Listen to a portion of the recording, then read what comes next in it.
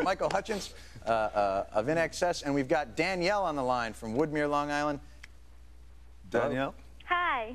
Hi. Hi, Michael. Hi, how you doing? Good, how are you? I wonder if marriage has calmed you down since your early days when you first started. I'm sorry?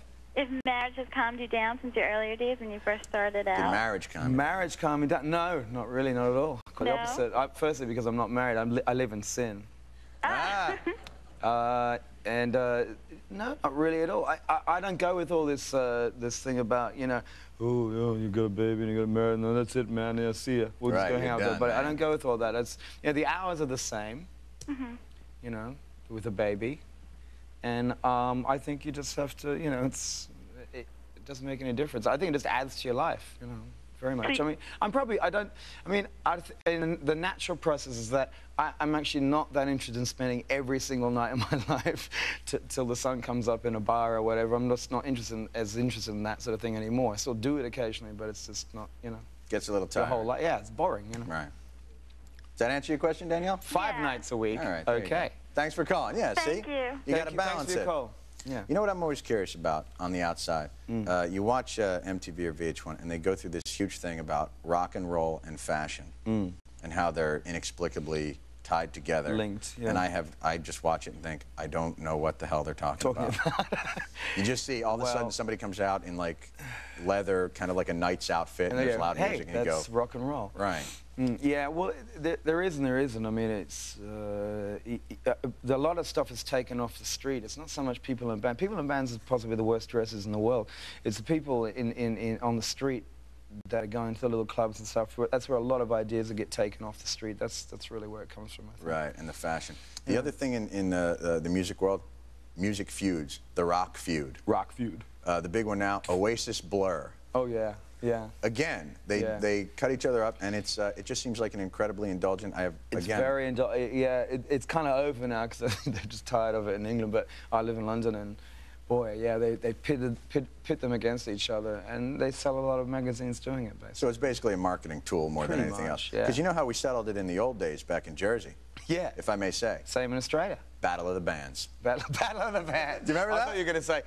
Punch the... No. Battle of the Bands. You get like 10 bands together. Did you guys ever have to go through that in Australia? Never did a battle of bands, sorry. Never? Never. Promise. And then the winner would get like, you know, a mirror with Bon Jovi's picture on it? Yeah, a microphone, yeah, a plastic one. Yeah, exactly. Yeah. No, we used to have, not Battle of the Bands, we used to have, I don't know, yeah, nah, no Battle of the Bands. None of that.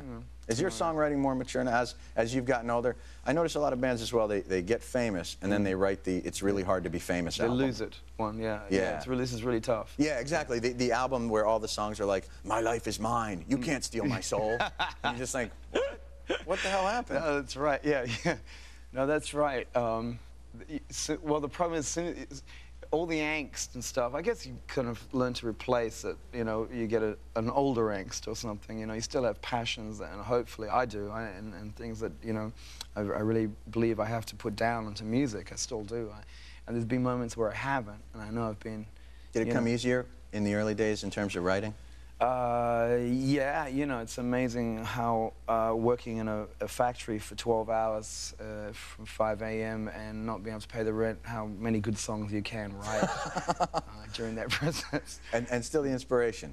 It's not, because I find that when I'm writing comedy now, I have to sit down and really try to bang it out. Yeah, because you get a pattern, and the problem is you get a habit, and you get tricks, and you have to be wary of your own tricks that you start repeating, and you have to move away from them. You know. Is this album the best work you guys have done?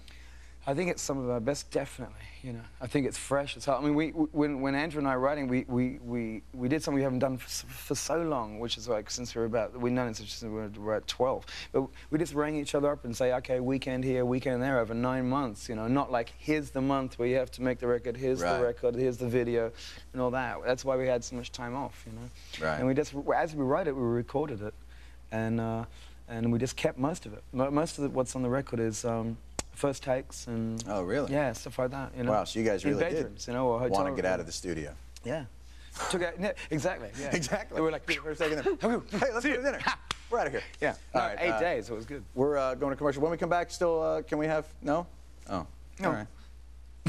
I'm sorry. Where to next? Where's the next spot on the tour?